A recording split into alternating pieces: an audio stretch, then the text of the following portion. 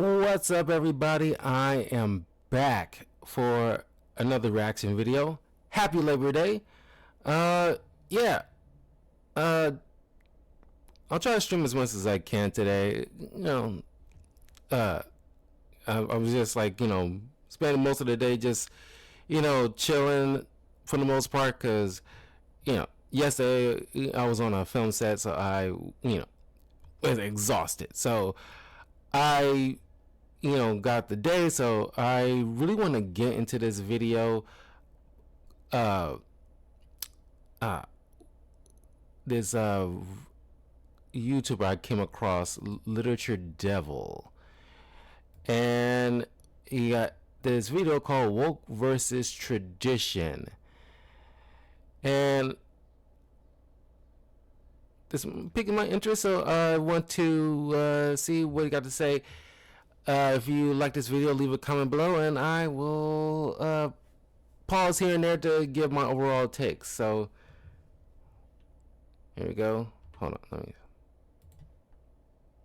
So what exactly is a girl boss? Cringe? Boring? A character born from crippling daddy issues? Or all the above? I can't wait to see the comments after this one.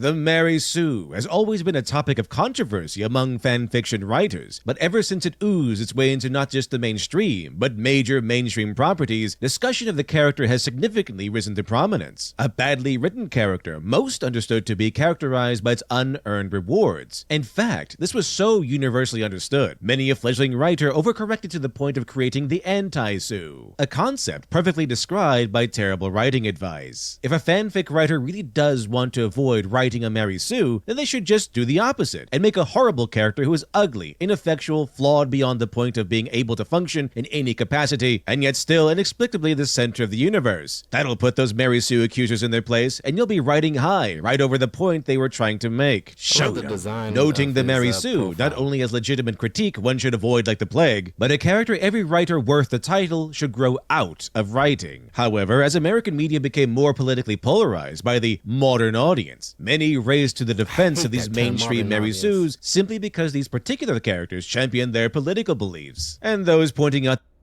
Rey Skywalker has been accused of being a Mary Sue, a character who is overly powerful and skilled with little explanation. There are several reasons why Rey can't be considered a Mary Sue, and Star Wars has done a good job of explaining how she became so powerful.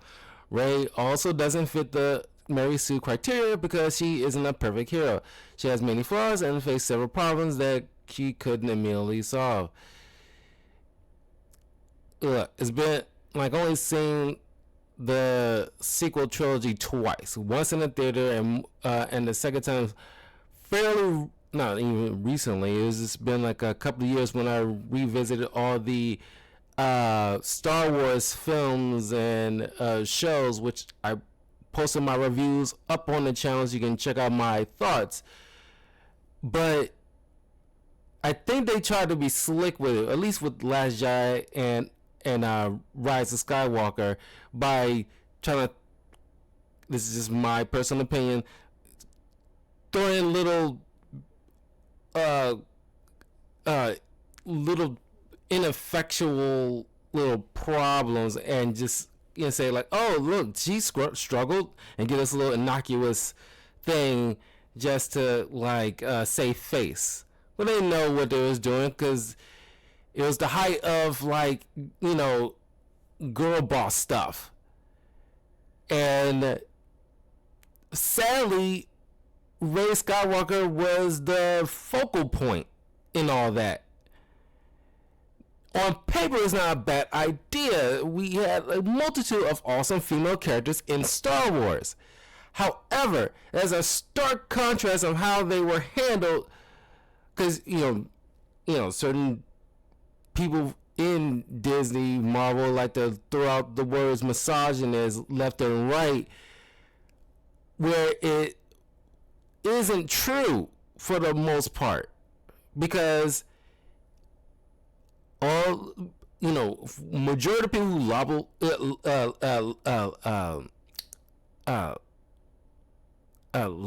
the criticisms, you don't bother to hear what they're actually saying, because a lot of them love Asajj Ventress, a lot of them love Padme Amidala, a lot of them like Ahsoka Tano, a lot of them like Bo-Katan. There's tons of female characters in Star Wars that even have either short screen time or a longer screen time. There's plenty of them that were done very well, mostly because you have competent writers that isn't concerned about what's the word, optics.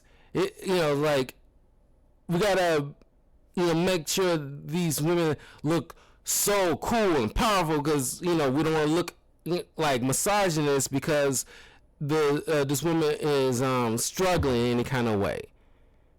It's what you're trying to do is in your attempt to try to make put it this way, you're trying too hard to try to make a cool female character, and just and you didn't have to. In the past, you never had to try so hard to make this character cool or powerful. You just let the writing reflect that.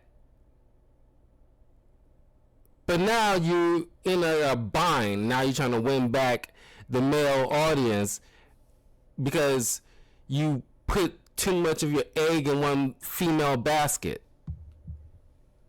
The blatant self-indulgence and naked narcissism were called sexist because the characters carrying the flag of their political opinions cannot possibly be wrong. It's the world that's wrong, which technically means the worst fanfiction writers out there understand writing much better than the snobbish art bro does. Politics became the toxin that rotted many a hobby down from powerhouses of geekish passion into wastelands of apathy. And that toxin eventually mutated the Mary Sue from an organic and naive narrative flaw into the venomous monstrosity known as the girl boss. And just like the Mary Sue before her, claims are often brushed aside with little to no consideration, and those daring to anoint a character with a dreaded girl boss rank are accused of simply hating women. Also, the character herself can escape all accountability. But what exactly is a girl boss? How does this hideous mutation differ from the Mary Sue? Has the raw hatred against modern female characters really been fueled by sexism? Or were the mindless cries of bigotry mere cope to dismiss the truth? In short, why do we despise such shamelessly indulgent characters? And more importantly, can we evil men come up with a female character even the vile chuds will enjoy? One aspect of the Mary Sue that I was watching Nerdrotic the other day, and Chris Gore was on there, and he made this point, and it's kind of like if you try to get your feelings out of it and just listen to what he had to say, he made a kind of like a decent point where it's funny how when male directors direct or write female characters is more sympathetic, and when women try to direct male characters it's always seem more like a chip on their shoulder, like they want to get back at somebody, so it's kind of like an insert thing. It's kind of funny. I wouldn't say it's like all the time, but it's just like at least in recent years at the very least, there's been like a lot of female writers, when they're trying to write for men, it seems very passive, beta male, or either misogynistic monster type of dudes, and not just a guy, an average guy who is worth a damn, who has clear boundaries and nuanced ideas that might challenge the female lead without looking like a sexist pig. When a guy writes women, he writes usually well-rounded women, or at least different types of women with their own struggles and worldviews, and it's just like, you know, there's no Mary Sue troubles. It's like usually guy writers, they understand the hero's journey, whether it's for a male character or a female character. Most female writers, at least in recent years, have completely threw out the whole hero's journey formula altogether. Or just if it is a guy writer recently, it's usually like I don't want to look like a sexist pig, or I'm a beta male cuck who wants to like be all with the ladies, and you know, without understanding the whole concept of why you're creating a particular character and the purpose of a hero's journey.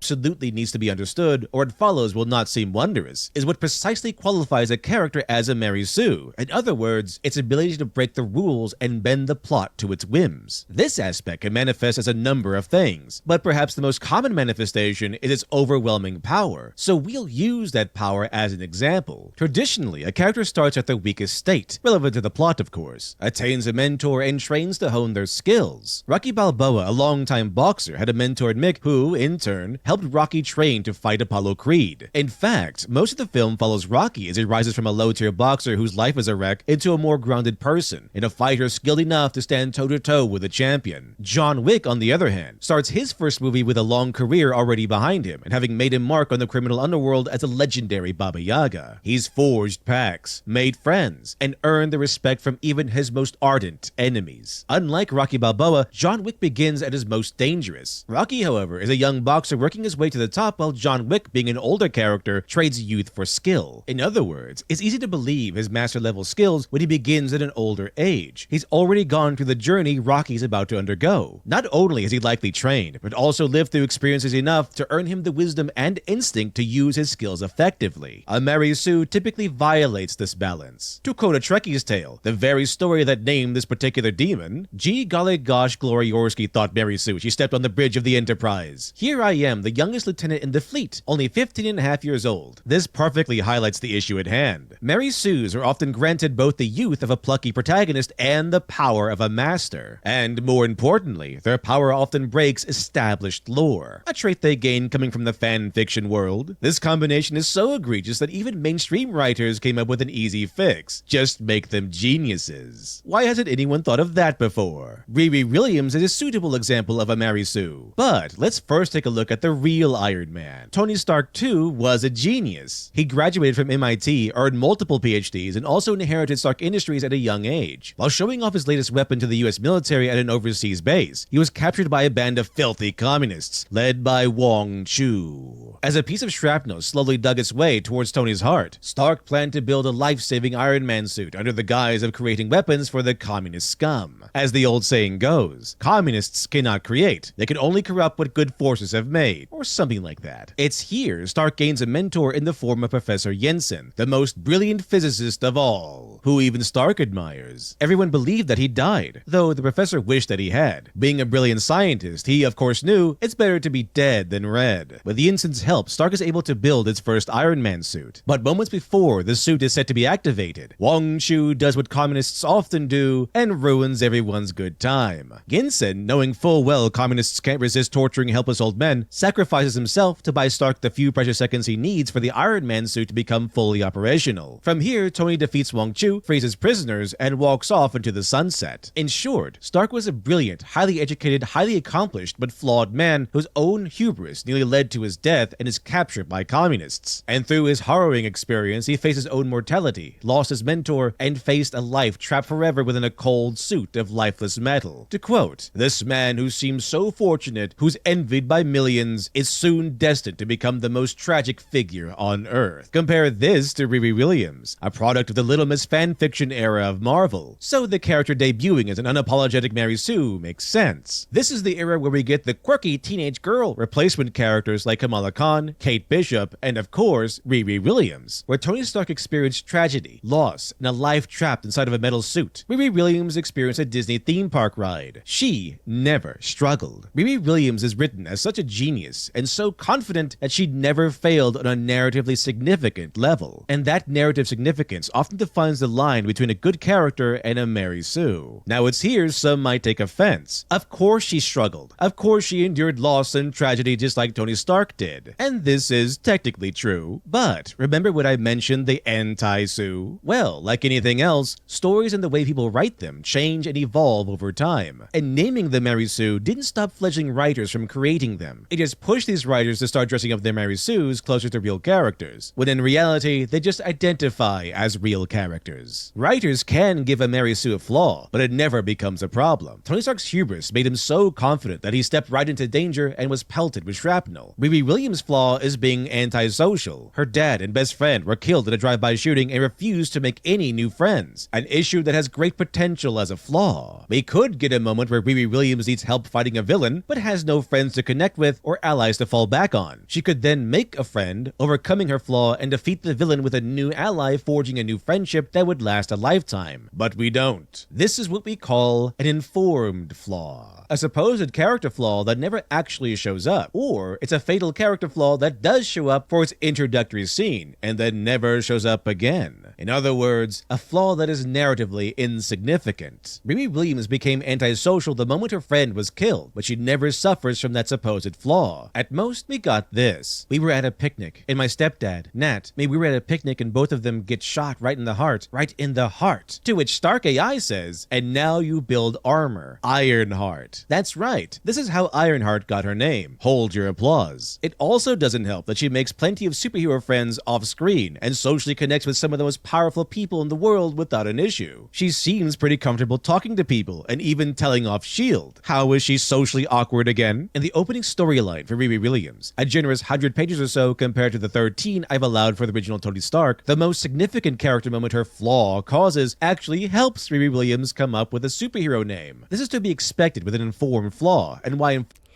Yeah, just briefly pause right there. Like that's like a term that I'm just coming to learn, informed flaw, and I liked how it was broken down like that. That's what I was mentioning earlier, just with Ray. It's like you give this little innocuous thing, informed flaw. Like the whole thing in the Millennium Falcon. It's like, oh yeah, she takes a minute to try to rejigger the engine to get it started, and then like pop out this thing. Look at this. It's like, yeah, they, some of these writers try to be slick like that, and use it as a cover, knowing that it's like you might get called out on your Mary Sue by giving them some kind of informed flaw.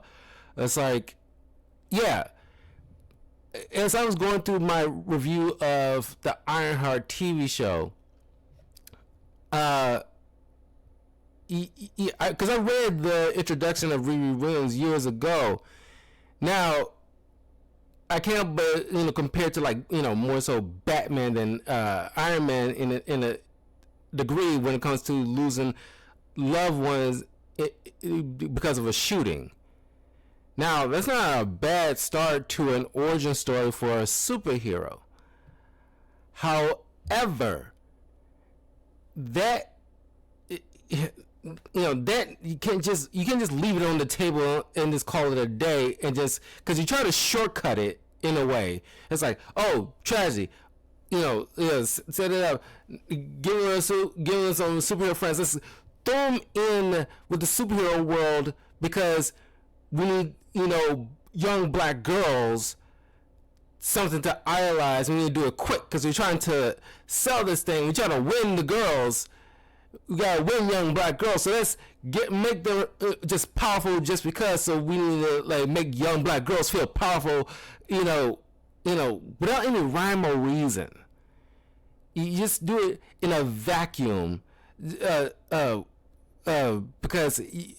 like I said earlier, it's like optics. You worry about optics. You're just trying to bolster a fan base. There's young black girls that I know who love Wonder Woman. Wonder Woman is an established character for many years with her own struggles and achieving certain obstacles, and villains and friends she built over time. It wasn't just thrown all at once because you want to get the girl fan base. This is very lazy. And sure, you can have a character who's antisocial, but I remember the pages he's showing, and as I was reading it, it's like, man, for a girl who's antisocial, you're making a whole lot of friends, and you throw it in the mix with Miles Morales and like Pepper Potts and all these different people, just giving this girl a bunch of stuff. Giving her access to like Shield characters that's been long established, and it's like, as I mentioned before, and I'm pretty sure it was in like the Riri Williams show, where it's just like it would have been better. And I don't care if it might not look right to certain leftists or whatever, but Riri Williams would have been best served if she started out as a sidekick to Iron Man, since she pretty much built a suit that is a carbon copy of Iron Man, and to some degree she kind of looked up to him, but God forbid, for a mentor, which part of the hero's journey, God forbid, we can't have a female have a male mentor, especially a white male mentor, because then she didn't earn it herself. And it's like, hardly any of us earn certain things ourselves, especially if you're trying to build something from the ground up. We're going to need mentors, and more often than not, they're going to probably be male. Sometimes they're going to be white males, but it isn't a bad thing. Because what? It's like, oh, you can't have any white straight males being a legitimate mentor to some plucky young teenager who's a person of color. God forbid. It's not a bad thing. She's supposed to look up to this guy. Why be bothered to make a suit of armor that's very, very reminiscent to his suit? She can, learn under his wings, be in the inner circle of, at least for 3-4 years, under the Iron Man book for a while before she starts slowly getting her own established book. Or where you can start her own established book, then by the end of her story run, she works with Tony Stark after meeting him, and she can be social with Iron Man because Tony Stark and her have intellectual kind of rapport. He gets engineering and science just as much as she can, so she can form dialogue between him and her. But when it comes to like Rhodey or Pepper, or anybody in the Iron Man realm that's a supporting character, she has to warm up to, kind of break through that antisocial. But eventually, and this is coming from an introvert, mind you, I have to like warm up to people before I'm able to be able to build a rapport with them. Sometimes it's easier if we have similar interests, but other times I got to get used to certain people, be around them for a certain amount of weeks or months before I can build like a established bond.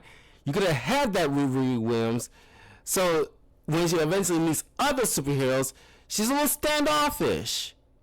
But eventually, she got to work through that antisocial, especially if she has to deal with crime fighting and she needs help. If she has to break through that antisocial behavior and call for help building a lifelong friendship like Miles Morales, who's been in the game a little bit longer than she has, who knows how to deal with the superhero stuff because he's been through it, been through the same thing as her. So he'll be primed to be the superhero outside of the world of Iron Man to show her the ropes as a fellow young adult. Or she's like a young teen and he's like more of like a young adult, but you catch my drift. That could have benefited this character. Like I said, it's good on paper, but as is, at the end result, it's terrible. You're being lazy with this character, and you're doing a disservice to the audience you're trying to win or appeal to. Form flaws are so often a major symptom of a Mary Sue. Defenders will rightfully point out, on the surface, both Williams and Stark seem comparable. After all, she suffered tragedy with the loss of her best friend, Natalie. Natalie dies, Riri most affected. And Williams does fight a variety. Oh, and as far as like the whole gun violence, like with the whole Batman thing I was bringing up, is like Batman doesn't like guns. He doesn't like using guns. He doesn't like working with people who uses guns at all, like Jason Todd specifically. That's why Jason Todd, like, when he's around like the Bat Family, he has like rubber bullets kind of situation. Riri Williams should, if given the fact that she lost family due to gun violence, she probably can build some kind of system in her suit. Every time she engages in criminals who using guns, she can easily disable them or dismantle them or something like that, to status like she like her other hatred of guns. Or even better, she kind of freezes up when she's around guns, even though she's in like a metal suit. She still has like PTSD for witnessing like the from the shock of losing her friend and father in a shootout. As a matter of fact, when building her first suit, she should have, being smart as she is, she should use that brilliance to break into some kind of like database, street cameras or something like that. Find like the license plate of the vehicle that did the drive-by, track down, because that could be a whole entire arc in her first origin story, and by the end of it all, find the people and bring them to justice. That can be a very successful arc. But no, you give us this because you're trying to shortcut it and throw her into the superhero world where she, it's too early, way too early for that. You didn't do that with Miles Morales. He definitely had to work up to that.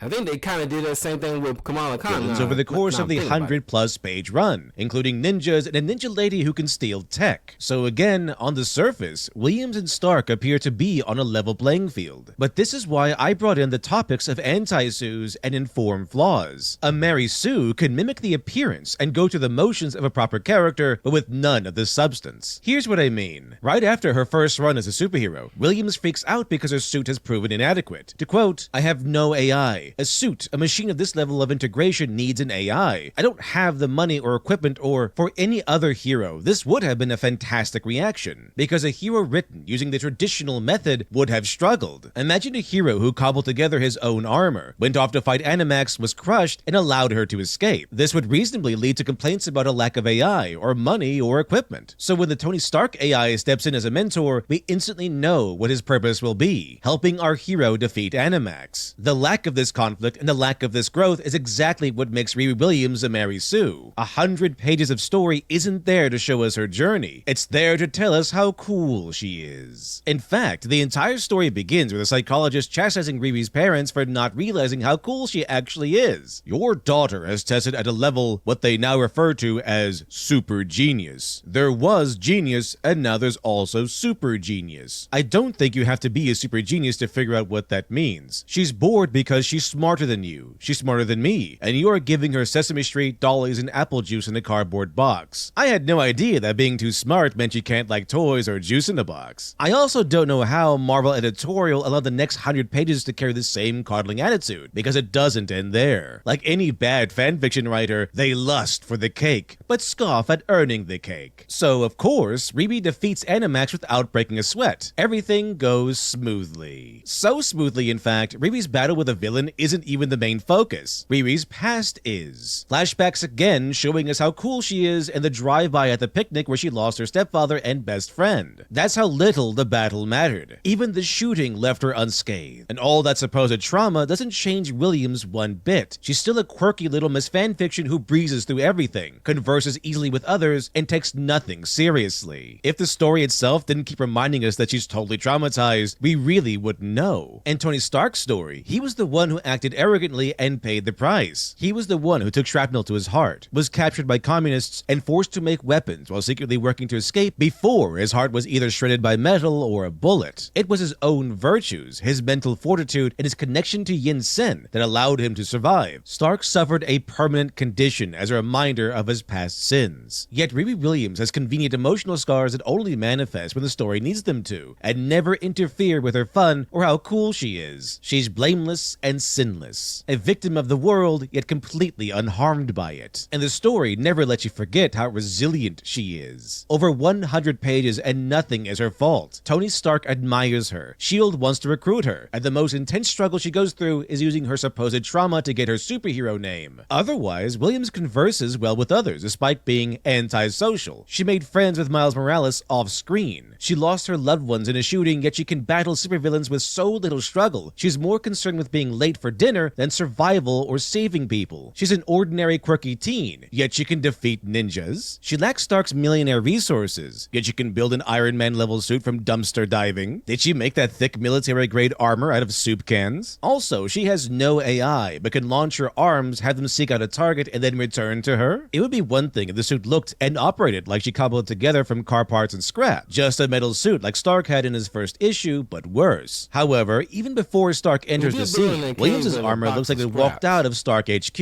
In fact, this rookie superhero tackles villains so easily from day one, her conversation with Stark AI about her past takes central focus over her humdrum life as a superhero. Fight a kaiju? Whatever. Teaming up with other superheroes? Who cares? And speaking of Stark AI, one might reasonably ask what his purpose is if Williams has nothing to overcome. She could already build effective armor, knows how to improve it, and always wins. The answer is easy. She's a Mary Sue. More importantly, a Mary Sue who's also a little Miss Fanfiction. Stark AI exists for quirky dialogue and to provide Williams with training that isn't there to teach or grow her character, but make her look cool. Like when she fights all of Stark's suits at once and easily wins, allowing Williams to symbolically conquer Stark's legacy and in true Mary Sue fashion, effectively tell the reader that she isn't his replacement, she's Stark's upgrade. Again, the training session was such a breeze that the true focus of the ordeal is not the ordeal itself, but the traumatic flashback. Her fight with Stark's suits is little more than busy work. For clarity, this too is important for understanding the difference between a real battle and a Mary Sue's battle. An effective fight scene has its own beginning, middle, and end. And contrary to mainstream belief, the middle portion is more than just time passing between the start and the end. There needs to be struggle, actual struggle. The hero fails, gets outmaneuvered, or takes a loss. The tide must turn against them, and the hero must actively think their way through with, and here's the important part, a setup and a payoff. Some preparation the hero did beforehand, some new skill that failed before but can now adapt in a new way, or exploiting some new discovery the hero learned during the battle. So often with Mary Sue battles, including every battle Riri Williams fights, presents the problem, and then the Mary Sue is just so super special awesome that she instantly has the answer. Riri defeats Stark's suits by hacking them with a virus she casually made while flying around. It would be one thing if Williams thought things through, did some investigating, or discovered a weakness and tried to exploit it to achieve her victory. However, the middle of the fight had been gutted so we can have more flashbacks. So effectively, Williams is surrounded by armored suits and then just beats them without a struggle or even tension. The most intense battle Williams has is getting her suit stolen and surrounded by ninjas on a rooftop. Now, ninjas might be masters of combat, but they're no match for Mary Sue. So Riri is able to kill two during her escape. I guess the techno golem recruited from the Three Stooges school of ninjutsu. She conveniently finds a boy with a laptop, takes it, uploads Stark's AI into it, and then hacks the ninjas into submission. submission. Williams does eventually face off with the Ninja Master. Even the most shameless writer couldn't let Riri Williams win a sword duel against a female ninja. Maybe a male Ninja Master, but not a female Ninja Master. So to save their precious Mary Sue from suffering any kind of actual struggle, Pepper Potts just knocks the ninja out with a flying mech hand. Fantastic. But Riri Williams is a prodigy. It makes sense that she'd be this good. First of all, so is Tony Stark. So why did it take Stark years of college, PhDs, and running a business before he is able to put together his Iron Man suit, while Riri Williams was doing it at 10 years old? Because Stark's disadvantage is being written like a traditional character, and no traditional character with their pesky flaws and reasonable limitations could ever hope to match the unlimited power of a Mary Sue. Second of all, a prodigy doesn't mean you begin life at max level, and it definitely doesn't mean you are born knowing everything. Contrary to the story's belief, even a genius can learn from Sesame Street. They just learn it a little faster. Princess Azula was a prodigy firebender and a master manipulator, but setting aside that she was trained from childhood to the strictest standards and received a high-end education, we're introduced to the character while she trains, and even then she's imperfect. So yes, Azula was a prodigy, but she was also educated and trained relentlessly her entire life to achieve her skills. Avatar Aang, by right of being the Avatar, was a prodigy himself, yet he spent 3 seasons training to learn new things. These characters worked hard, and we see them struggle. Riri Williams doesn't struggle. When there's a problem, she just pulls the answers from the air. On the rare occasion she doesn't have the answer, the universe will solve the problem for her. The universe bends to Williams' will to the point that complicated things become easy, and what should be highly competent villains become so idiotic in her presence, and they start stabbing and shooting each other. Things like this is what makes Riri Williams a clear Mary Sue, a character to which the universe bends to accommodate. Incidentally, this is why someone like Saitama from One Punch Man is not a Mary Sue. First of all, he's a guy, right, men? But seriously, sure, he possesses reality-defying power, but he desires meaning and purpose, something to make him feel fulfilled.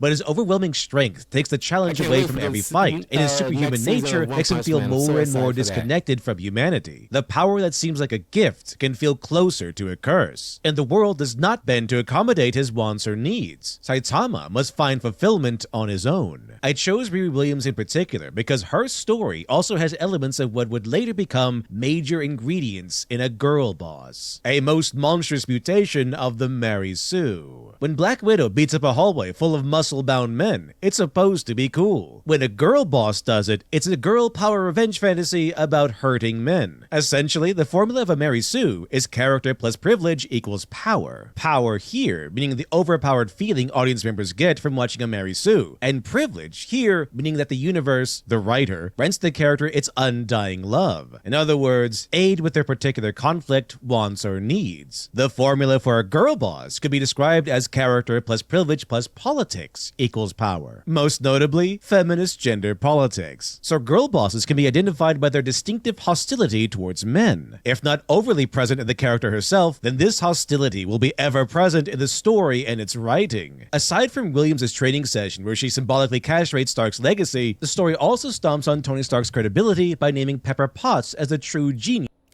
Yeah, and that's another issue, that either self-insert or inserting, hyper-specific. I mean, comic books always have, like, politics in it to a degree, but it isn't like a lecture or telling you what to think. It's, a lot of these writers, is usually female writers or activist writers, are in these type of rooms putting this crap in here. And that's why it's like, I'm barely getting enjoyment reading newish comics. There's some I still enjoy, like the new Marvel Ultimate comic line, by and large, are very, very good.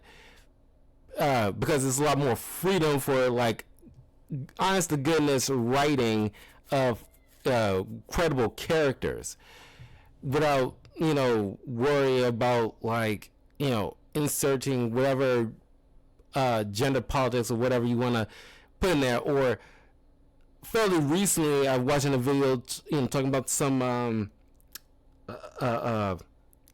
like a what do you call those? It's not even an Elseworlds. It's kind of like one of those like graphic novels or some kind of thing about the daughter of DC character Starfire, this pudgy goth girl who's, if you look it up, it's like a specific hyper design about that looks exactly like the writer herself, who clearly is like a I don't even know if she identifies as like a they them or whatever, but clearly it's just like some kind of power fantasy. And it's like, taking a beloved character who's always seemed like a bubbly, very, kind of girly girl, powerhouse like Starfire, and give her this golf girl daughter, which, like I said, is not in the mainstay comics, but there's writers just like, putting her own, like, particular worldview, like, superimposed, mind you, of like, oh, she's like, dresses alternatively, like lies girls, and biting off the head of her mom, and like it was a whole thing where it's kind of eye rolling. There's no superhero thing whatsoever in this kind of stuff. It seems like she probably would have been best suited for a like an indie comic where she can do all this crap in it, but probably wouldn't get it off the ground. So she had to latch on to an established character and bastardize it. It's similar to like you saw in that Velma TV show where Mindy Kaling inserted herself super hard into an established IP, doing for well. She tried to do it on its own merit without riding the coattails of an IP. It probably wouldn't get off the ground. And it's like, in putting her own little politics, making Fred Jones like this poster child of white male privilege that they can just put all their issues into. And if you're a person of color, or a woman, or if you're part of the LGBTQ, whatever, you're just cool beans all around, no issues. You're never a problem. You're never the bad guy. Is anybody who's not in a minority deserves like your ire. It's like there's a big issue in a lot of stuff, not even just for comics, movies, TV shows. Hell, it's practically in commercials sometimes. It's everywhere, and that's where some people get very cringy, they're eye rolly, they're annoyed, they're fatigued because you overdid it. It's not saying you can't have characters like this, but you gotta have smart writing, and you gotta, not shove it down everybody's throat every 2 seconds. It's like, yeah, I like Black Panther, I like Blade. There's plenty of black characters I thoroughly enjoy. But even as a black man, I don't want, black struggles in every little thing that happen to have a black superhero lead involved. It's like sometimes I just want to read a War Machine comic without having to worry about him going up against the man, or talking about what is it like being like a black superhero in this world and having to overcome it. It's like, just fight some bad guys like a normal superhero. I don't want to hear that crap all the time. Is behind it all. To quote, "You're Pepper Potts? You're an integral part of the entire Iron Man legacy. Without you, there would be no Iron Man legacy. My name is Riri Williams. It's insanely cool to meet you." Clearly setting up both Pepper Potts and Riri Williams as founding characters in the now long-established trend of letting female characters take credit for a male character's work. Pepper Potts. Virginia Pepper Potts. If you're a fan of Iron Man, it's because of Pepper Potts. Anything Tony Stark ever did that was worth a hot damn was either with her help with her partnership was just flat out her idea. I don't know about you, but I don't remember seeing Pepper Potts anywhere in that cave full of commies, where Tony Stark and Yinsen were working against the clock to build the Iron Man suit. You know, the foundation of Stark's entire legacy. Potts is nowhere to be found. Again, this is how an insecure, immature, or inexperienced writer treats their characters. And this is how we get Mary Sue's. Stark did all the work, but the precious Mary Sue characters get... Same thing. You see that happening with like something like Luke Skywalker, where they or with like the Acolyte, when they treated the entire Jedi, which mostly were men, but there's a fair amount of females in there too. But it's just like taking something that was like a long legacy, and especially if it's like a male legacy, and just pissing on it. Because you got some kind of chip on your shoulder, or you don't understand what made that character so cool and beloved over so many years, because you want to rewrite it or crap over it or just ignore it altogether instead of respecting it.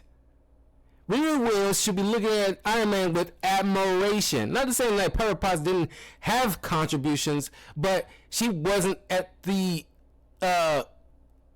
birth of this superhero Iron Man part. She should be saying all this stuff about Iron Man, about Tony Stark, because Tony Stark, prior to Iron Man, he probably built weapons, and I probably definitely built weapons for the military that got taken and misused, and now he was like, okay, I'm not making weapons anymore because it's hurting people that it's supposed to be meant to protect. So I'm gonna quit all that stuff and try to build like a legacy that's built on helping people. It's not even just with Iron Man, but it's like establishing certain tech that is, energy efficient, or helping with like, hospitals, or, whatever. It's just like, the betterment of mankind. And sure, Pepper Potts, I'm going to call her like an assistant, quote unquote, but she isn't a tech genius. She assists. She manages the day-to-day business stuff from Stark Industries or Stark Solutions, or whatever title is going by nowadays. But in terms of the techie stuff, the superhero stuff, he is the guy. She should be looking at him with more admiration than that. And that's the utter disrespect that a lot of people do not like nowadays with certain girl boss characters or Mary Sue's, because the writers seems to be just pissing on the legacy of male characters. That's why in recent days Disney trying to worry about like how we win back the male or Gen Z males, but just males in general. Gee, I don't know. How about we start off by not pissing on male legacy characters that men, because this is the, when you like it or not, comics are generally a male thing. Not saying that women can't enjoy it either, but they're, the males or young boys were the demographic. Women just, latch on eventually. They, find something to like about Batman. They find something to like about Spider-Man. They find something to like about Superman. They like something about Cyclops or Wolverine or just whatever. They eventually like something about, the boy brand stuff, just by osmosis. So, they will eventually, because they tend to like about the stuff that, because they are well-written characters, and not because they're female. You guys gotta like it. Don't you like us, girls? That's lazy.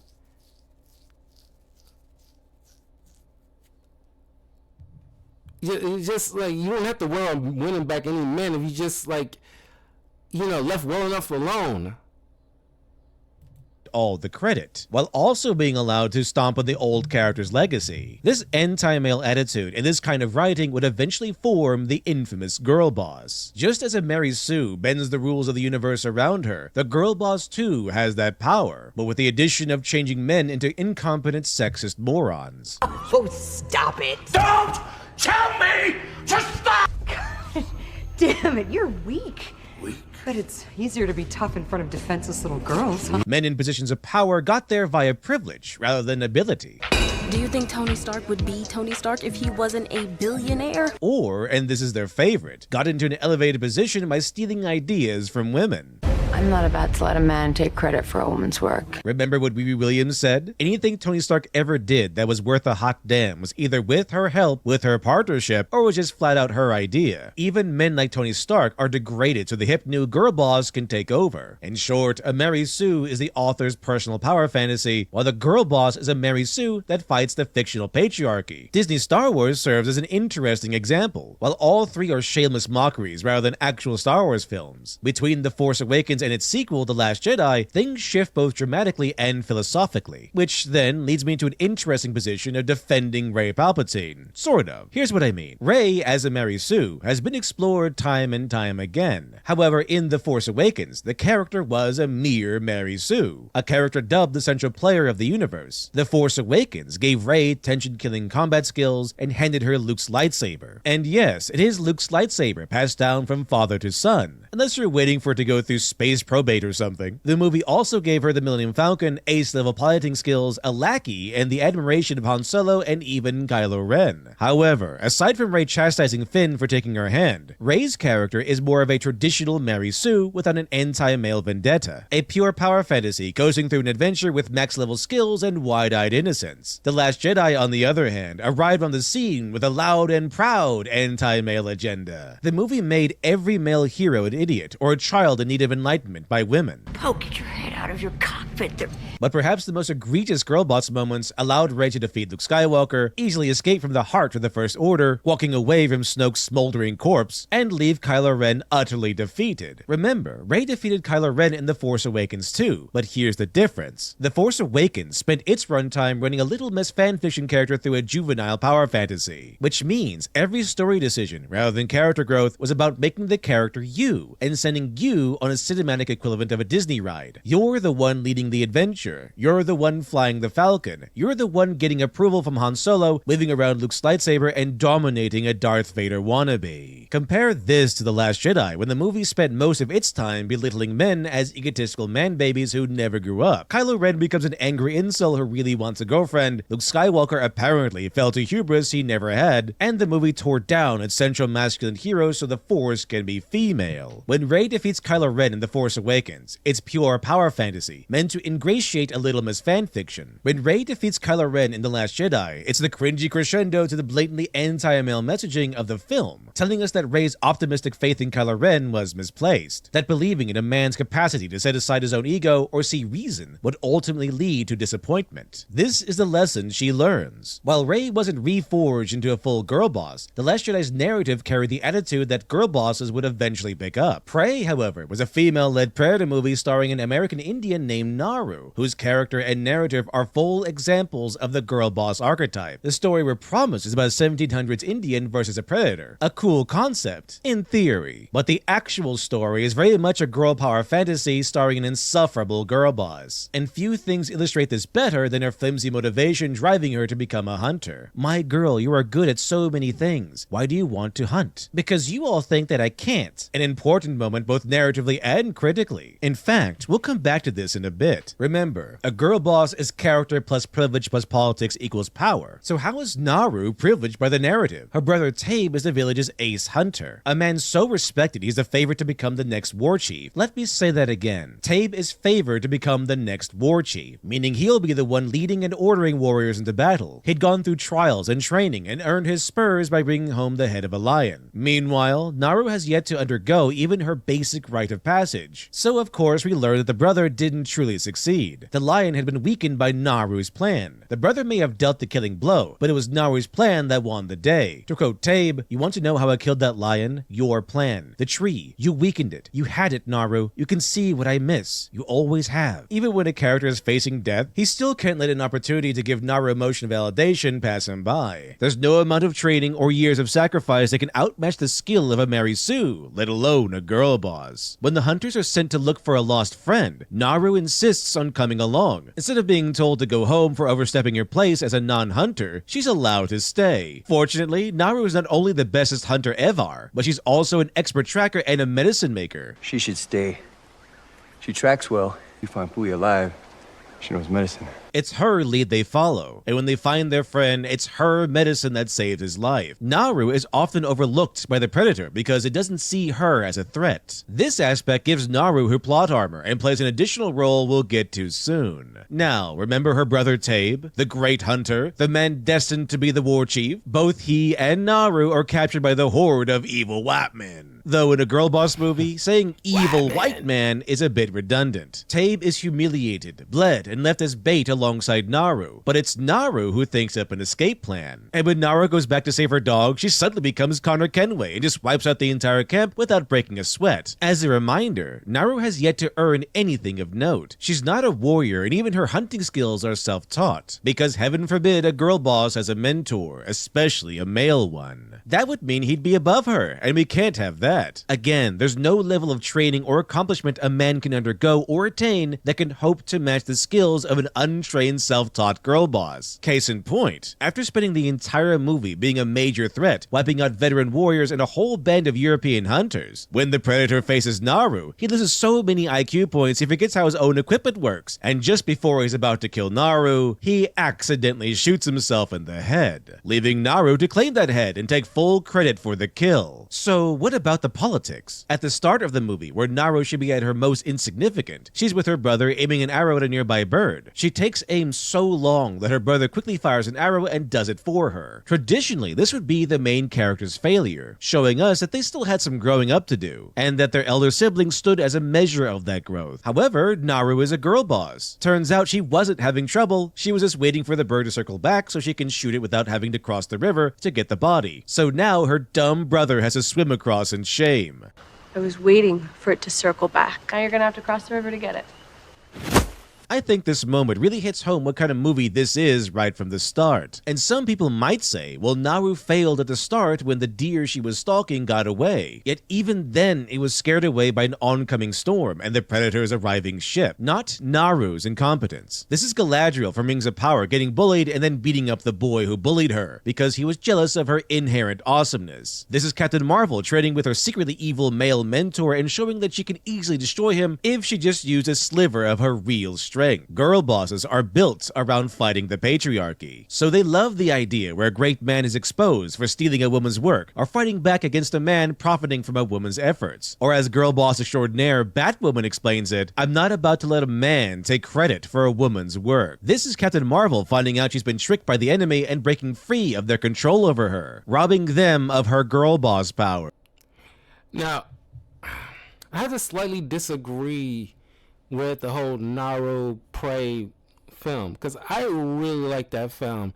I can see his point to a degree about, there's elements of girl bossing in Naru, but I think, the writing was, so well done that you can let certain things slide with that character, because unlike something like Riri Williams or Ray, no doesn't fall, no pun intended, doesn't fall prey to the same tropes as they did. See, I apply Naru. I compare Naru to something like the animated Mulan, where Mulan is smart, yes, but she, doesn't have the physical capabilities of a warrior to do certain things, so she has to learn from, General Tang. or was it Tang? I forget the character's name. You know, whoever BD1 was voicing in the animated film. Naru has the brains, but I remember her training with her axe and with the rope and, you know, that stuff. But it's just that, I don't know. I can't wholeheartedly say that she's like similar to all these other quote unquote Mary Sue's or girl boss. I can see his little points here and there, and like I said, they might have, like, you know, certain writers might have inserted certain things into this character, but the level of writing was so well crafted, you can let certain things slide because it wasn't just given, you know. But although I do say that the other Native American, or I'm pretty sure it's Comanches, is the particular tribe. I could be wrong. But the other warriors were giving her crap, for no reason. But I attribute that because of the era. Because, yeah, more often than not, and you can probably ask any kind of tribe in America of their history, by and large, it was the males who went out, who did the hunting and the killing and attacking, you know, other enemies of the particular tribe. It's primarily them because they're bigger, stronger, and well trained, and more often faster and stuff like that. I'm not saying that women couldn't, of that era, couldn't do it, but by and large, it comes down to want or capabilities, which by and large, you know, certain women of certain eras just couldn't do it or did not want to do it. Like, there's were definitely female samurai, but why do you think there's so little of them by comparison to males? Because more often than not, you know, they probably just did not want to get involved in that kind of stuff. It wasn't their thing. They might have just been trained to a degree, but at the end of the day, in the long run, they knew what their priorities were, and they just didn't go into that kind of field. Naru is one of those probably few female Native American warriors that, you know, actually wanted to be involved in that kind of stuff, but it just wasn't the thing that was in their culture, especially of their era. But you just have to overcome all that kind of stuff. It's just like, I don't know, at the end of the day, I won't count her amongst all these other girl bosses. I can't, personally. It's just that the writing was like so good. I can just, you know, she's more of a layered character, you know, than these other ones. You know, because I gotta give Naru points for that. In Prey, Tabe is the great champion of his people, takes credit for killing the lion they'd hunted, only to later admit that it was Naru's genius that allowed him to succeed, and her work that weakened the lion enough to fall by his hand. The great future war chief was bled and humiliated, while Naru, who's only self-trained and never once initiated through rite of passage, was able to slaughter an entire camp of European hunters all on her own. Blatant, comically sexist men is another favorite trope of the girl boss story. Who invited you? We won't be gone long enough to need a cook. It's the equivalent of an evil man harasses a woman moment in any other movie. It notes them as a bad guy, and it gives the main character free rein to beat them up should they refuse to back down. However, instead of breaking a man's bones to prevent a crime, girl boss stories will happily have a man beaten up or killed because they told the main character to smile or stay in the kitchen or something. Like when Tabe's friends were sent to bring Naru back home after she'd gone off to hunt the predator. We're supposed to be— Yeah, and that is also lazy writing. It's like, oh, easy to hate character by just telling the girl to get back in the kitchen kind of thing. It's like, oh, I hate you, I hope you die. That's lazy. You could have been a lot, because that did kind of make me eye roll when I first watched Prey. I watched Prey at least 2 times. That did get annoying, because that is just like a played out trope. He could have just, you know, commented on the fact that you do not belong here because you're not a trained warrior. That's it. And that's a fair criticism by the time period and how they grew up. That will be like a organic dialogue that you will be believed to hear. That whole song and dance about belonging in the kitchen. That's probably something you probably hear somewhere between like in the 50s going on to maybe the 80s, in terms of like what a Soviet edition male will probably say. I think it's probably make more sense for somebody like a businessman of the 70s or 80s to say something like that more in particular. That would probably be more of an organic line of dialogue from a guy of that era. Yeah, because that's where it kind of more often not been springing from. But here, it just seems more organic to say, like, you're not a trained warrior. You don't belong here on the hunt with us. On her side when she starts fighting and winning against these sexist men who say she should be back at the village rather than hunting. Another point of a girl boss? A female character who can beat up the boys. To clarify, the problem isn't just a female character beating up men. It's a battle set up for a feminist you go girl moment. The setup usually centers around battling male or societal oppression. The conflict is taken from a narrative-based confrontation and set up as a meta-conflict against the patriarchy. You've lost Lady Thor. First off, the name is Mighty Thor! In this case, it's having the hunters act comically sexist towards Naru, which justifies any level of violence committed against them, and notes that you don't have to feel bad when they die at the hands of the Predator. I know Naru sure doesn't. That's the whole arc of the Captain Marvel movie, breaking free from the limits society has placed on her, and finally using her unshackled power to beat up that meanie-head trainer of hers from the beginning of the movie, humiliating him. I have nothing to prove to you. So when these hunters are slaughtered by the Predator, Naru forgets them immediately. They were her people, but they also defied her, and that's no good. Look, she's inspiring. She's inspiring to the little girl. They're just getting what they deserve for their sexism towards Naru. Even in a serious girl boss movie, men's suffering and death are typically meaningless or empowering. Again, in meta terms rather than narrative terms. Empowerment here is not meant only for the character, but for the man-hating audience members. And so, we see the power fantasy factor of the girl boss's Mary Sue origins rear its ugly head. Oh, and speaking of sexism, this is the entire arc of Prey. Some of you might have thought I was being hyperbolic, but remember— Sorry, so 1 second, guys.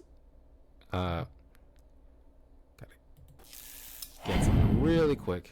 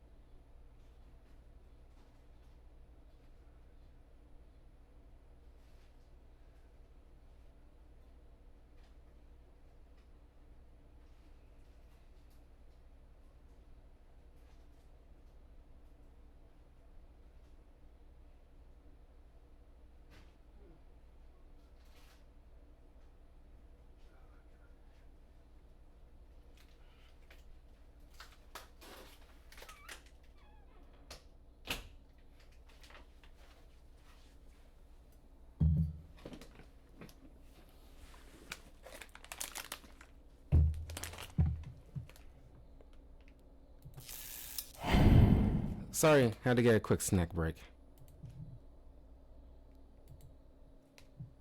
Remember when I said that Naru survives multiple encounters with the Predator because he doesn't see her as a threat? It's because she's a human girl. The Predator hunts animals and eagerly kills scores of men without a second thought, but always lets Naru go because the Predator is sexist. You think I'm not a hunter like you, that I am not a threat. That's what makes me dangerous. And in the most girl boss moment in the film, the Predator suddenly becomes so stupid when facing Naru, he cuts off his own arm and shoots himself in the head, leaving Naru to claim the victory, overshadowing her brother and the roster of 80s action heroes who struggled so much with far more than what Naru had. In other words, she beat all those dumb boys. And these two aspects combined are what makes Naru overpowered. It's not about the level of power necessarily, it's about how she has it, why she has it, and how unusual that power is. For example, Force powers might make sense in Star Wars, but would easily be Mary Sue level abilities in Reacher. In fact, the girl boss is all about power. Traditionally, a story is about a character's personal growth, where they begin one place, overcome the story's conflict, and change by the end. In a girl boss story, the character typically begins powerful, and it's the world that must change and finally recognize their power. Or as Naru put it, if they don't see, then show them. In Rings of Power, no one believes Galadriel when she says Sauron is still alive, to which she famously says, "You have not seen what I have seen."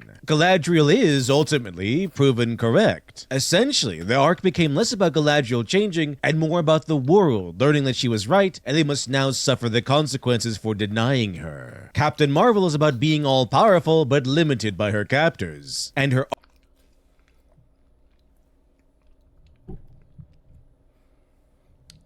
I gotta make a point about this. Now, I'm a casual Lord of the Rings fan. You know, I know a fair amount of stuff, but I'm not a super big Lord of the Rings fan. So I haven't really been watching the Rings of Power. But one of the things that really kind of like shocked me was when they try to humanize the orcs. Like give it like like some pairs like with a kid, and it's like, why are you humanizing monsters? Because they tried to insert like this whole trope about like, I don't even know if it's considered a trope, but just this whole thing, this narrative where they're just like everybody else, they're misunderstood. They're insert refugees or insert like oppressed people. Stop. Sometimes they are just monsters. Sometimes they're just this like faceless entity that you have no qualms of killing. I don't want to sympathize with Tusken Raiders. I don't want to sympathize with orcs. Sometimes they're just faceless beings that just need to be killed off because they're just evil, faceless evil. Sometimes that just is a thing. It's like not everything needs to be sympathized. That's a problem with villains in general. I have with certain studios, specifically like Disney Marvel, where it's like, gotta sympathize with Ursula, sympathize with Jafar. Like, no, they're just charismatic bad guys that deserve their comeuppance. arc. It's about breaking free from those limitations and forcing the world to acknowledge her true power, with Nick Fury bumbling around behind her and his personality suitably castrated. A common occurrence with male sidekicks in a girl boss story. This is She-Hulk yelling at Bruce Banner because men need to know women go through way more rage-inducing things on a daily basis than any man ever goes through in his entire life. After all, Banner only went through crushing loneliness and an inability to make friends due to his Hulkish condition, to the point he contemplated and even attempted suicide.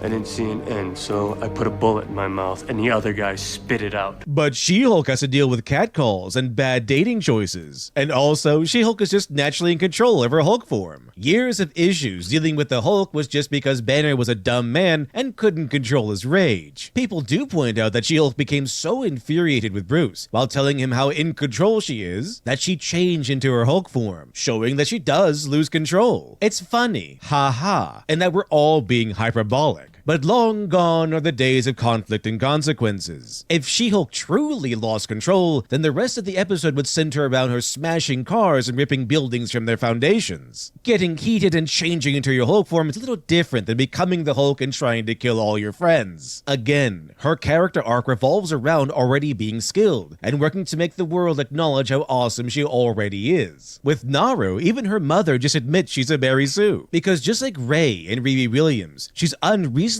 good at every skill relevant to the plot: hunting, tracking, fighting, and making medicine. Plot relevancy is key, by the way. In fact, writers try to sidestep the Mary Sue moniker by giving their perfect little character a flaw that isn't plot relevant. A character's clumsiness isn't really an issue if it never stops them from achieving their goals. A character's aggressive greed doesn't matter if the story has nothing to do with money or acquiring things. Maybe Naru can't swim or she comically overeats. It doesn't matter because they never become plot relevant.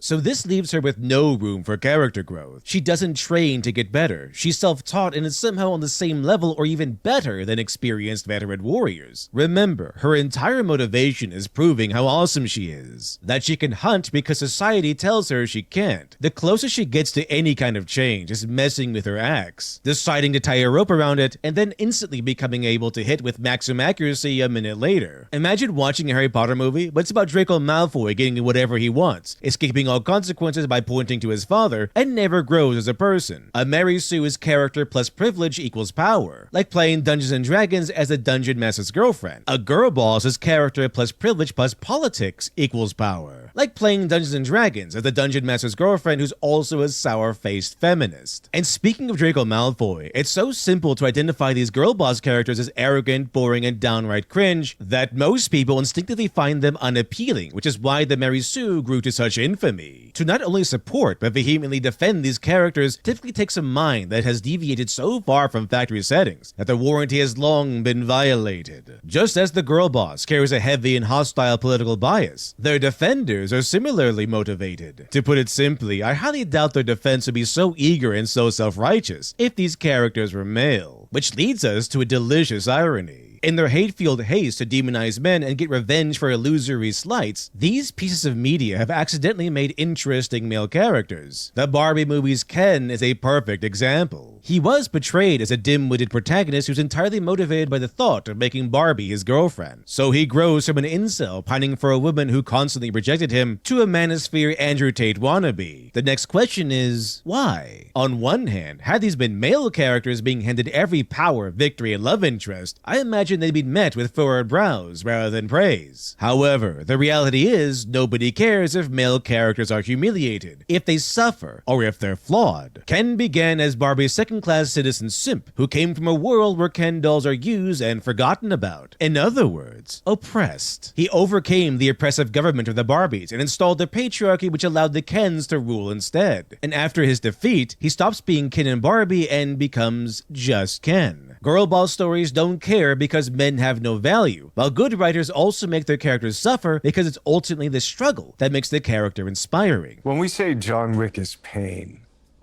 it's kind of like a fuck yeah. I think that's why the audiences like it too. There is the joy of people getting hit by cars and then John Wick kind of getting back up or struggling. It's like an invitation. It's that missing struggle which makes every Mary Sue and girl boss so utterly repugnant. But even so, some might call these claims hyperbolic or unfounded. So what might Prey, for example, look like if it had been written traditionally, meaning along the lines of the hero's journey and without the bias of the Mary Sue, or the childish, insecure hostility of the girl boss? Naru's motivation at the start of the movie is proving she can hunt for no other reason than proving everyone wrong. Her rebellious attitude and motivation was intended to be a you go girl element of the story, a feature rather than what it should have been, a flaw. The infamous deleted scene where Captain Marvel injures a man and steals his motorcycle for telling her to smile is exactly this mentality in its purest form. She injured an innocent man and took his things, and instead of receiving consequences for her villainous actions, it's treated as a moment of empowerment and forgotten about. Traditionally, Naru would have begun as an arrogant young woman with a chip on her shoulder. However, when she tries to join the lion hunting party, her brother should tell her to go home.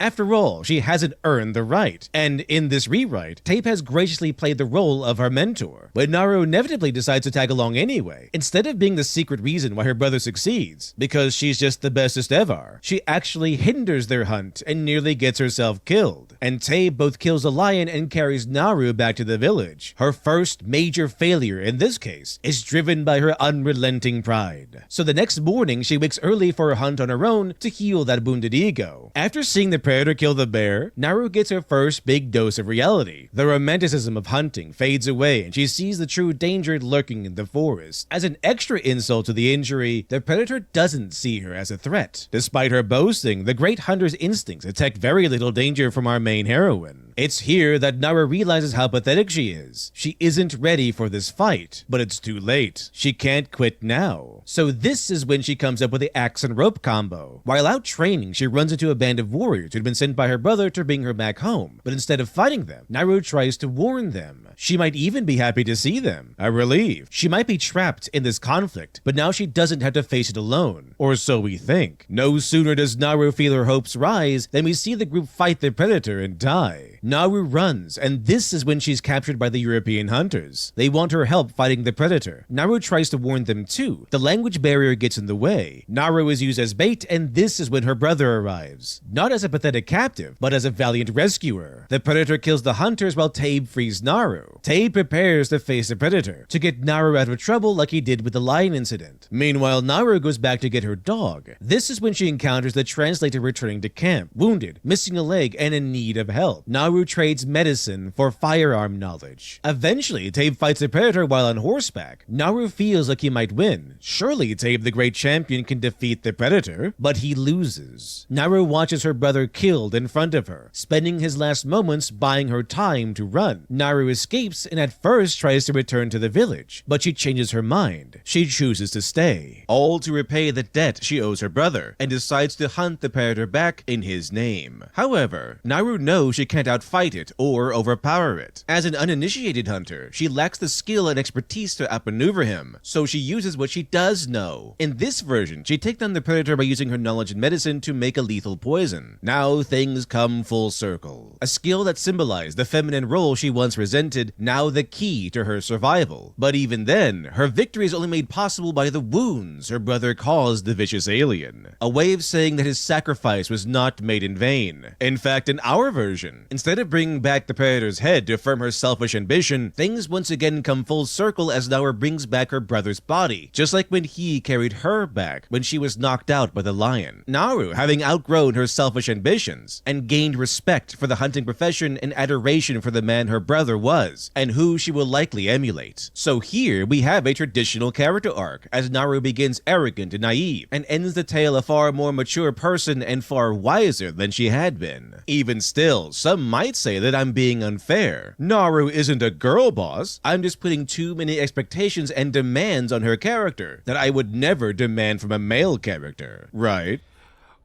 All right, here's the thing.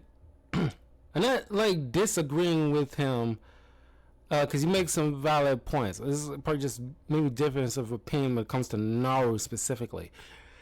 But I think that we've been inundated with so many girl boss, for a handful of years that we can't even appreciate something like Naru because, we can't help but just roll our eyes until we actually see the entire thing play out.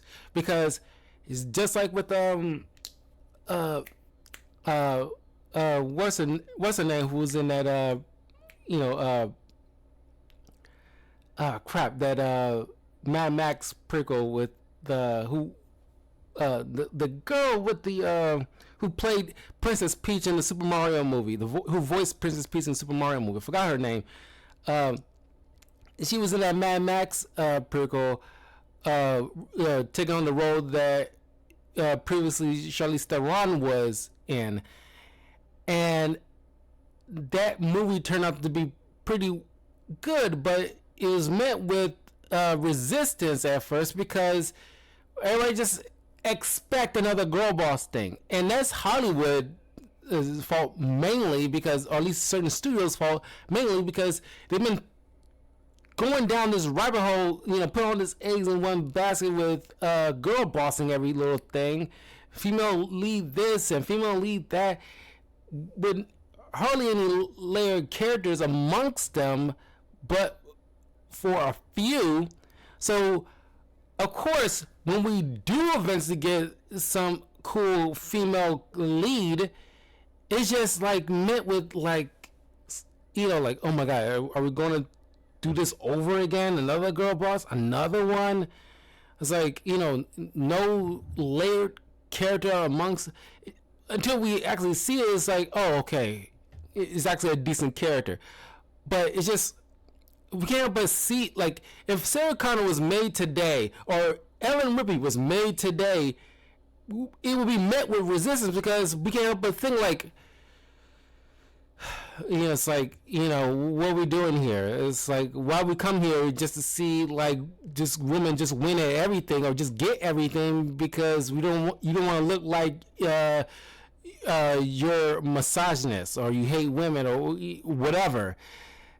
It's just like you're completely ignoring the formula of the hero's journey, all for the sake of not looking a certain type of way to avoid getting boycotted or something, because you're scared of just making a legitimate character that will struggle. It's just like, you know, when we do eventually get good female leads, it just we don't have to, like, our brains got to work twice as hard to actually see the nuances in them, or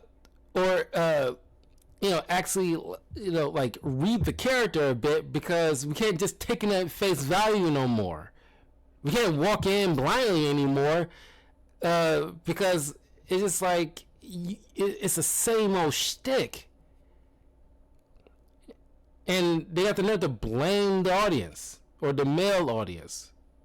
The Marvel Cinematic Universe's Tony Stark shares a similar fate as his comic book counterpart, an arrogant genius coasting through life while selling weapons to the highest bidder. His arrogance and self-centered attitude found him captured and exploited by terrorists. His close brush with mortality and his newly created Iron Man suit technology gave him a new perspective on life. At his lowest point, he decided to fight, and at his highest point, he decided to use his power for good. And a man who once sold weapons for the glamour and the money, who loved the freedom his power provided, would find himself siding with government oversight against Captain America and eventually sacrifice himself to save the universe. Stark's moment of humiliation arrived with Ultron. His hubris pushed him to create a sentient AI who would keep the peace. However, Ultron went rogue and many lives were lost. The great Tony Stark was humbled, his pride crushed in the most painful fashion possible, and that guilt would lead to his push for government oversight, which would lead to a civil war between heroes. Stark's life had been glamorous but empty and unfulfilling. Becoming a hero gave him the satisfaction he had chased his entire life. However, in his hubris, he'd make mistakes with tragic worldwide consequences. And in the end, this once arrogant and prideful man learned humility and the true meaning of heroism. In comparison, our rewrite of Naru has far fewer demands made of her than Tony Stark was forced to meet in his story, but they go through similar things. A stage of untested, directionless existence, arrogance, humiliation, realization, and finally, a change from their previous selfish views to something more profound. In other words, they move past their prideful goals, find humility, and discover what truly matters. Stark made the ultimate sacrifice for the universe, while Naru, in our rewrite, learned to appreciate her brother, his skill, and everything he taught. Even still, some might say this is unfair because I'm comparing a female character to a male one. Well, fear not, I have more. The story Kill Bill followed the bride on her roaring rampage of revenge against her old boyfriend and leader of the deadly Viper assassination squad. Bill. Her storyline begins with her legitimate failure. After learning she was pregnant, the bride decides to flee her dangerous life as an assassin, betraying Bill's love and taking his child along with her. However, as the head of an assassination squad, he's not the most forgiving person. He tracks down the bride, kills the man she was supposed to start a new life with, his entire family, and shoots her in the head. The bride fails to cut ties with her old life, fails to protect her new family, and fails to avenge them, at least at first. She finally wakes up from her coma several years later. Her child is gone, she has a metal plate in her head and her body can barely function. In short, she begins at her lowest point, humiliated in defeat, and robbed of her dignity by the hospital staff while she was unconscious. The resulting journey is not only a fight for revenge, but a battle for freedom. The bride knows as long as Bill and his team are out there, she would never have peace and never get her daughter back. And just like I demanded with Naru, the bride is a mentor. First, it was Bill, and then the legendary monk Pai Mei, who put her through a brutal training session from hell. Our rewrite of Naru, in comparison, where her brother serves as mentor, is nothing to what the bride went through. To summarize, the bride went from a vicious assassin completely devoted to Bill to someone who wanted a normal life with her daughter at any cost, even if it meant betraying Bill. Her story is a very literal battle for that desired freedom. Her skills were earned through tears, blood, and devotion, and her victories were hard won. But most importantly, we know who her enemies are. We know why she hates them. Bill and his people slaughtered her new family and shattered her future. Girl boss stories tend to go one way, powerful women being held down by scared, insecure men. And their real battle is against male or societal oppression. Their stories are not about building themselves up like the bride. It's about stacking as many "you go girl" moments.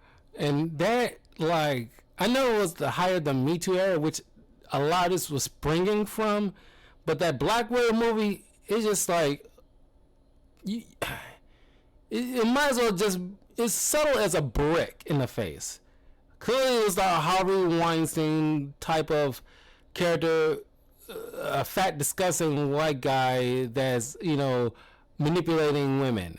And it's just like, I get it. At that time, emotions was raw. Things were just like, you know, getting out of hand with certain people in the industry, was, you know, abusing power and all this other stuff, which guys like this definitely need to be brought to justice. They were definitely wrong. They're definitely monsters. But like with almost anything, humanity tends to go too far in the other direction. Now we got things like this where it's like, oh, we gotta make up for our sins, how women were treated of the past by, you know, making them perfect. Every little thing is like, praise be to female, praise be to the vagina. And just comes across cringy. And now you got certain men in the industry sounding like walking doormats, saying cringy things like, isn't it time that women rule things now? It's like, calm down. Women ain't no more or any less violent than men. They more or less altruistic than men are. You know, they're still people. They still make mistakes. They still have to overcome stuff. We live in two different worldviews compared to them as men, but this, you know, overcompensation of certain things that was allowed to carry on because of certain eras, is just like, it happened, we just don't do it again and make steps to make sure it doesn't happen again. Like with the whole Harvey Weinstein, make sure have steps in place to make sure no woman goes into a hotel room with certain guys or even certain women in the industry. All things need to be handled in like an office setting. No greasing the wheels with sexual favors in order to get certain roles, even though that, you know, most of old starlets probably got to the station that they in nowadays because they probably like blew a couple of dudes, you know, that were in the right positions. Not saying it's right, not saying that girls should do it. You should not do it. That's clearly, you should never do that. I'm gonna preface this by saying that is wrong. You should not do that. Don't sacrifice your dignity for some kind of glamorous lifestyle. But if women of old had did it, they done it, you can't sit there and backtrack and go, woe is me, like, you know, I regret this, I was coerced, or it's like, look, it was a, you know, equal exchange of favors, okay? He wanted to get his rocks off, you want to get through the door to get into this big movie role, like I said, not saying it's right, but it happened. Sometimes you have to lie in the bed that you made. Together before the end credits. And for clarity, a "you go girl" moment, as used here, typically occurs when a girl boss beats up men or humiliates men or breaks through their gender norm. A notion best exemplified by Kelly Sue DeConnick's Bitch Planet, which centers around a dystopian future where non-compliant women are sent off to prison. A premise essentially built on the back of the "you go girl" ideal, as opposed to your average Mary Sue who serves as your author's personal power fantasy. Riri Williams primarily began life as a typical Mary Sue power fantasy, a super genius teen girl who is the bestest ever, gets to work with her heroes, gain their adoration, and becomes an essential element in their plans, all without a journey of personal growth. She's almost one for one with Lieutenant Mary Sue from A Trekkie's Tale. Unlike the bride, neither Lieutenant Mary Sue nor Riri Williams go through a journey of growth. Their stories are not about struggle, but showing off how awesome they are. However, while there are jabs taken to degrade Tony Stark, Riri Williams isn't fighting men or society. She's just a Mary Sue letting the author and the reader play out a power fantasy. A girl boss is a Mary Sue with a big scoop of insecure bossiness shoved in, and that cringy yet innocent power fantasy corrupted into a vendetta against men. This is Batwoman saying she isn't Batman, maybe she's better. This is the Black Widow movie making its plot about an emotionally fragile man, General Dreykov, controlling women and Black Widow breaking free of that control, opposed to the bride who made enemies by choosing her own path, struggling through the consequences of her choices, and literally fighting her path to be free from it. A personal and emotional struggle. While Black Widow is fighting the patriarchy, Bill is evil and cunning, but he's also human. His wrath against the bride was so vicious because he'd loved her so strongly. In his own words, "I'm a killer. I'm a murdering bastard. You know that. And there are consequences to breaking the heart of a murdering bastard." Just like in Bitch Planet, the girl boss is a woman no longer compliant with the patriarchy's demands. Society throws a And there's another thing.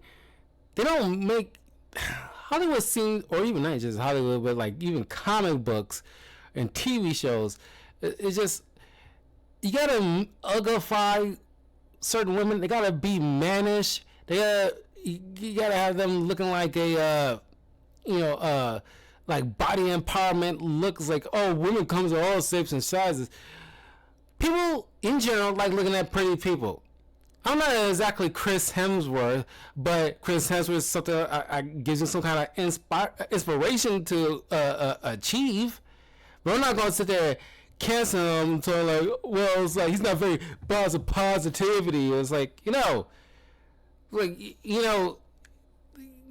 gotta stop that. Like, I'm so glad like Sydney Sweeney is like breaking like away from that little trope, with the whole American Eagle ad.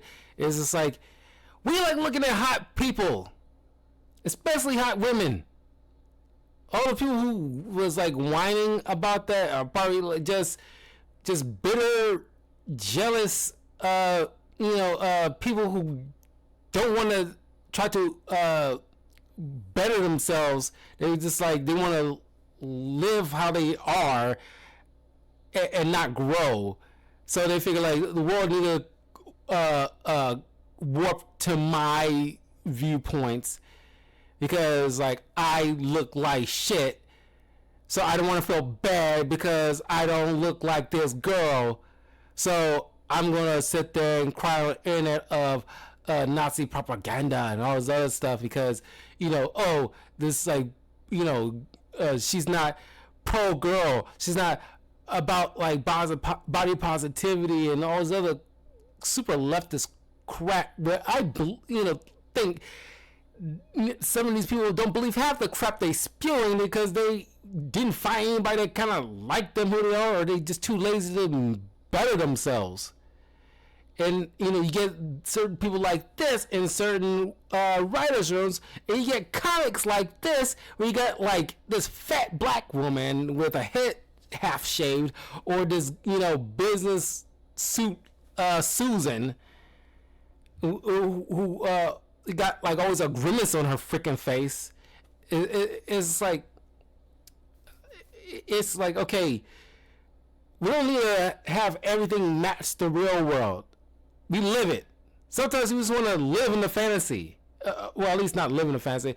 Sometimes when you go to movies or read a comic or watch a television show, there's a bit of escapism that needs to be involved, so that way we can we press pause on our mundane lives or day-to-day lives for an hour and a half and just read a fantasy of hot people getting on with other hot people, or watch a TV show with, Arma de Armas and her beautiful eyes and making out with a hot dude and like going on to some kind of adventure or something like that while looking good. Why do you think K-pop Demon Hunters was, going so big? Not only because of the music, but also a well-crafted story. But the characters are kick-ass characters, but they look good at the same time. That's why the people in the East, are killing it when it comes to comics, movies, TV shows, video games. They're all doing so spectacularly well because they know what people in general want. That people in the West used to know. Now they're trying to play catch up, with trying to win guys back. You wouldn't have to win anybody back if you just don't fix what wasn't broken. For some perceived narrative trying to pay for some sins of the past that you didn't do. Tantrum and tries to punish her for being so awesome and rebellious. The ultimate victory in a girl boss story is forcing the world to reluctantly acknowledge her greatness and power. Anyone remember Tasha's famous meal with her mother? This is the character's entire purpose, rebelling against society and forcing them to comply with her greatness. This is the MCU's Ironheart, resenting the fact that she's expected to participate in class like everyone else. She lacks the humility required to earn things and would rather be handed things for being special. She refuses to stay small. In short, peak cringe. The ballerina is the perfect example of what Black Widow should have been. Eve Makaro is an orphan taken in by the Ruska Roma. Eve has one goal throughout the movie: to avenge her father against the mysterious organization who murdered him. She trains, fails time and time again. Ballerina is like one of the few women that isn't fall prey to the whole girl boss tropes. She actually went through a character arc. She has a layered personality. It's just like we get so few of these nowadays that whenever we do see one, it's like almost like somebody opened up a window into a stuffy room and some air is blowing, and it's kind of like like you can breathe the sigh of relief kind of feeling, and even goes through a brutal rite of passage before enduring several intense missions. So by the time she's waging a one-woman war against these outcasts, we can understand why she's so skilled. We've seen her grow, and more importantly, she's humble enough to respect John Wick. So Eve might have the ability to take down men twice her size, but she still values Wick and the wisdom he represents. And of course, in a head-to-head clash, she still loses. It's not even close. Eve Makaro's struggle isn't about fighting an oppressive system. If she were a girl boss, her rampage would likely be aimed at the Ruska Roma. And of course, she'd learn that the real person in charge is not the director, but some man who represents tradition and always thought it was a mistake to let the Ruska Roma start training women. Or something based around sexism. Whatever. That way, Eve can start racking up you go girl points. Also, she wouldn't need to train. Her montage would mainly focus on showing off how cool she is and how much better she is than all the boys. Kind of like they did with She-Hulk. But when she eventually faced down John Wick, she might struggle for a few minutes, but ultimately beat him, choosing to graciously spare his life. And of course, John Wick will say, "Oh, Eve, I love you madly. Will you come to bed with me?" And then Eve would say, "Oh, Mr. Wick, I'm not that kind of girl." And then Wick would say, "Yeah, and I respect you for it." Or something like that. Girl bosses love demeaning the male characters that preceded them. Like when girl boss Galadriel effortlessly killed a troll on her own, something Legolas couldn't do nearly as well. Or when Batwoman degrades Batman's legacy. Non-compliance is a badge of honor. Once again, when someone says a character is an overpowered Mary Sue, what typically makes a character a Mary Sue is power unquestioned by the universe. In other words, it isn't part of the story. There's rarely a reason other than and she's just awesome. And it's only meant to show off how cool she is. A Mary Sue is character plus privilege equals power. A girl boss is character plus privilege plus politics equals power. However, there is one more aspect to a girl boss in particular that isn't required for the run-of-the-mill Mary Sue. Girl bosses primarily exist in properties that predominantly appeal to men. Star Wars, Lord of the Rings, and anything in the action genre. Do you think it's a coincidence so many examples came from superheroes? Superhero comics are for men, after all. How else are these bitter, insecure self-inserts supposed to get back at men for the horde of imaginary sins they've committed? Girl bosses invade male franchises and essentially castrate our heroes right in front of us. Like the internet's nonsensical insistence that Warhammer 40k create female space marines, despite the lore not allowing it and despite the existence of the Adeptus Sororitas. And the most diabolical part, we're expected to just sit quietly and watch as the characters and franchises we love are ruined and run through the mud because a real man wouldn't care. Because it doesn't really matter. Forgetting, of course, the other side of that argument, if it didn't matter, why change it? However, in the end, this means girl boss types run through stories, conflicts, and journeys typically undergone by men, which can be done correctly as we've seen in Kill Bill and The Ballerina. But what about the other side? We've talked about story arcs and character arcs in relation to male-oriented stories, but what about a more feminine-centric one? The Labyrinth is a perfect example of a story starring a girl going through a more feminine journey. To put it very simply, the conflict is more social and emotional rather than the physical or spiritual demands. Slight spoiler alert. I will be, this Halloween, I will be reviewing Labyrinth. Or at least this October, not just Halloween specifically. Have Labyrinth on the list this year. Just a slight spoiler.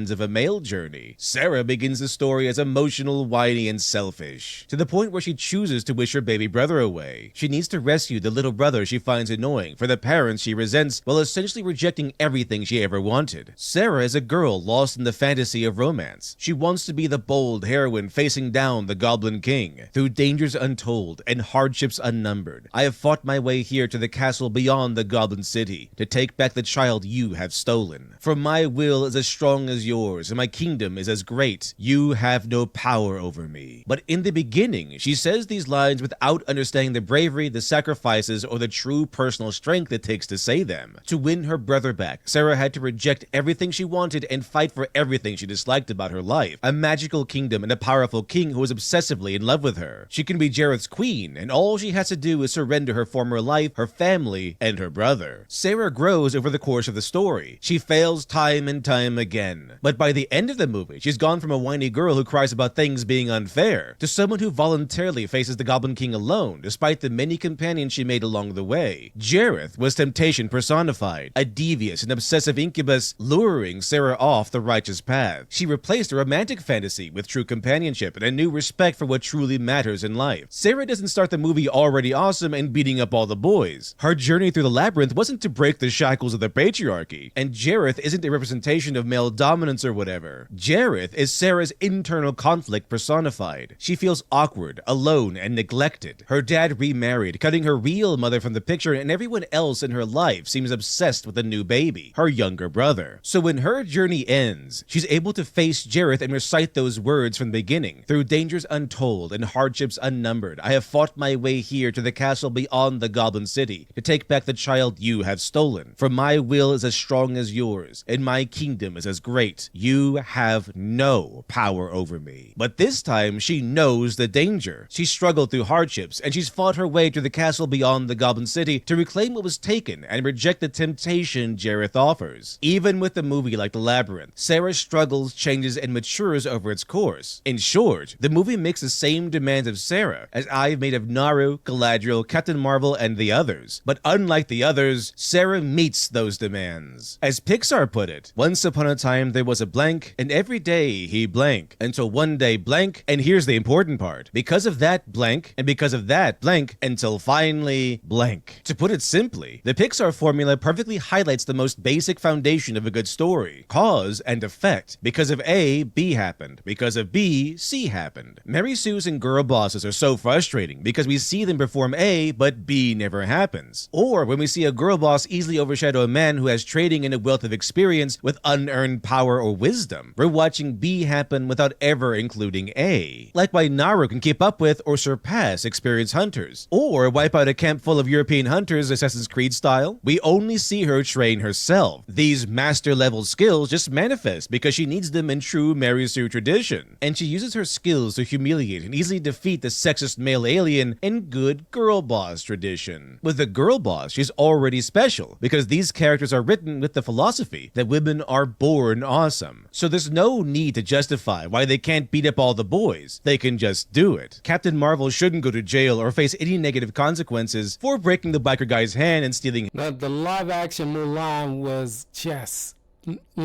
filled to the brim of that kind of crap. She was super perfect as a kid, and with the whole chi thing, it was like, oh, she just, Assassin's Creeding, parkouring all over the freaking place, and daintily floating on the ground with like perfect precision and stuff like that at 10 years old. Because God forbid, she's just a normal kid. His bike, which would have been a good character moment. But he told her to smile, which is sexist apparently. And when a man is sexist, or even if he just hits on her, any level of violence or And can we stop the whole notion like it's a bad thing, to a guy asking a woman to smile? Do you want to get crow's feet, ladies? Like, is it such a, struggle, or is it like, callous for a person to ask you, it's like, hey, how do you smile a little bit? Nobody likes looking at a person that's frowning or giving like, what's that? Grumpy cat. Nobody wants to look at, you're pretty. A lot of y'all, like, a good chunk of women in the world are by and large pretty. But the pretty gets very less if you're sitting there mean mugging like all the time. Like, it doesn't always mean that a guy is sexist for that. It's like he doesn't like, what if he just says he doesn't want, of course it's written like that for him to be like an asshole, but in normal circumstances, when a guy sees a woman is like, he thought is look kind of cute, but she's kind of like got like a frown on her face, naturally walks over there. Man, it's like, it's a shame such a beautiful woman, you got such a sour face on, she should be smiling.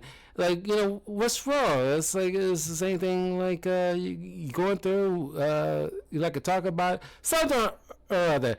Because guys in general, like looking at pretty girls, and when you typically see a pretty girl with a frown on her face, they usually like approaching, well, the more confident ones will still approach and try to see you can turn that smile upside down. I mean, turn that frown upside down, kind of thing.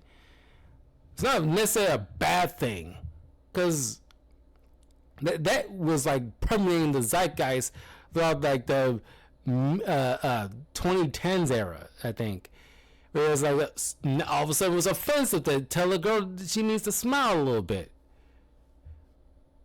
Fortune is justified. Rarely does a girl boss even face plot-relevant consequences for the choices she's made. And no, a loss which ends up as a benefit doesn't count. Like Rey losing to Kylo Ren. Losing nothing due to her own actions or choices. So nothing's her fault, but gains access to the base and defeats Kylo Ren somehow. And she, of course, rescues herself. Had her group stayed behind and let Rey handle everything, Han Solo probably would have survived. So his death was the fault of dumb boys, not Rey. In other words, the one universal weakness for both a Mary Sue and a girl boss is accountability. The curse of the girl boss goes far beyond insecure men or man-baby fan bases who can't stand seeing strong, powerful women. Because it's not just men being insulted or the franchise being ruined. Women-led stories also suffer. Because if women aren't supposed to be wrong, be weak, or be held accountable for their actions, then we know how the story will go before we even watch it. Political correctness and a strive for equity over equality gave us the girl boss. violence. But it also forces female characters to be written one way. They'll be powerful beyond reason, better than all the boys, all the men will become drooling morons in their presence, and the villain will be some flavor of incel, probably. It's the exact same shameless girl power story over and over again. I mean, when Terminator Genisys changed the first movie Sarah Connor from an ordinary girl in over her head to overpowered girl boss who, of course, don't need no Kyle Reese, how can you do anything else but groan? Despite what some might say, our dislike for Mary Sue's and our hatred for the smug, hostile girl boss are not based in sexism. It's a universal dislike for dishonesty. Of course, we know a fictional story is telling us a tale we know is untrue, but we trust the storyteller to maintain verisimilitude, the appearance of being true or real, which could mean the lore is consistent and the story moves down a logical event chain of cause and effect, action and reaction. But this also means we want the characters, no matter how fantastical or otherworldly, to be human. We want them to have likes, dislikes, motivations, ambitions, and strength. If they have skills, we want to hear the story telling us how they got them. They might be an alien from another galaxy, but they still need to work, struggle, and grow. Flaws they work to overcome. And this is essentially why we dislike girl bosses and why they fail. Arrogance is a virtue rather than a flaw, and their entire being is a walking, talking lie. Real, believable characters typically fit within the rules of their universe. When a character is effortlessly powerful and generally good at everything, we know this character is a lie. People aren't like this in real life. Why is it that Riri Williams is so effortlessly above Tony Stark, despite his super genius intellect and years of study? How is it that Naru is such a skilled hunter, despite never being tested or properly trained? Why do all the men suddenly become incompetent idiots when women are around? Why do the stories presume that men are incompetent, are handed everything in life, and never experience true hardship? Why is the story telling me women have a monopoly on struggle, only to show me a female character who never does? At the core of every work of art, of every good story, should be truth. That's what gives a story its power. Value that the audience can take with them beyond the work. Stan Lee famously taught Spider-Man the lesson that with great power comes great responsibility. A girl boss is not only a personified lie, the core of their stories are rotten. Where there should be a universal truth are nothing but lies constructed by the author's immature bias. All men are stupid, you're already awesome, don't need to improve, and it's everyone else who's wrong. You deserve the world. Greatness owed rather than greatness earned. In short, without change or development or story built on truth, the work has nothing of substance to offer. Instead, it exists as little more than a cheap novelty, a power fantasy for a moment's thrill and then tossed aside. Ultimately, it's the struggle, not the power, that inspires us, that makes a character admirable in the first place.